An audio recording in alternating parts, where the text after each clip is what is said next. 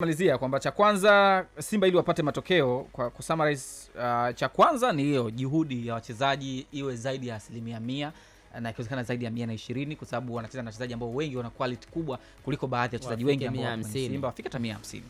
Cha pili nje ya juhudi, yani wajitoe kweli kweli kiasi kwamba kesho kama kuna mechi unaambia kocha siwezi kucheza kwa nini nilivyocheza jana. Kumbuka wana mechi nyingine kubwa baada ya siku 3 hapo. Tarehe 28 wana mechi. Ila wapambane tu. Kwa nini watapumzika hizo siku mbili ni nini? Kuna mapipa ya barafu wataingia, hamna shida. Watafanya recovery. Lakini cha pili ni hicho, dua na maombi yaongezeke kwa sababu wanacheza na timu ambayo sio ligi tu, mpaka kimataifa ni timu ambayo ni ngumu kuifunga. Yaani ni ngumu kufungika. Kwa hiyo ili inabidi pia nafasi ya Mungu pia ipe nafasi. Lakini cha tatu ni kocha Fadru kuamua kucheza vizuri mchezo wake kimbinu, hasa kama ambavyo alicheza tuliona kipindi cha pili. Ila pia apunguze kuwavumilia baadhi ya wachezaji. Kivipi? Kuna baadhi ya wachezaji unaona kwa mechi ya leo imemkataa, ama kulingana na aina ya mchezaji ambaye mara nyingi huwa anaanza, lakini siku hiyo kuna kitu bado hakupi, unatakiwa kubadilika mapema. Tumeona kuna baadhi ya wachezaji ambao aliwaingiza. Mimi ni kweli kabisa nakubaliana na kocha kwa sababu yeye ndo anayekaa na mchezaji muda mrefu.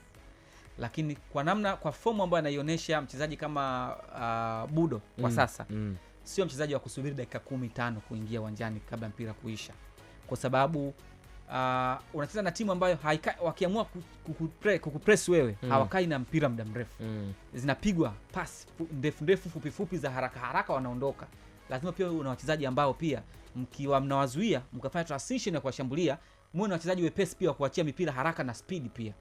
Kwa hiyo yes, mtu kama Ateba ile mechi ilimfaa kwa sababu aliwahold. Ukiangalia ile mechi ni kiuhalisia wale mabeki watatu wawili wa pale nyuma wa Bekane walikuwa muda mwingi walikuwa wanamkaba wawili Ateba kwa sababu alikuwa anawahold pale.